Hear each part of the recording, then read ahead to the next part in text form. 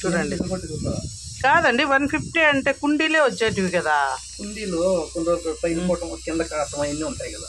ఇవైతే ఏం కావా? చూడండి, గన్ని బ్యాగ్సా ఏమంటారు వీటిని?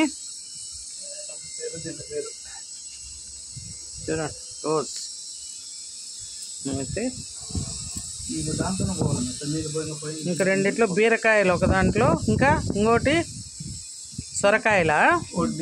సొరకాయ విత్తనాలు ఒకటి పెడుతున్నాను ఫ్రెండ్స్. మరి వీటికి చెట్లకు తక్కువ వస్తాయి మరి?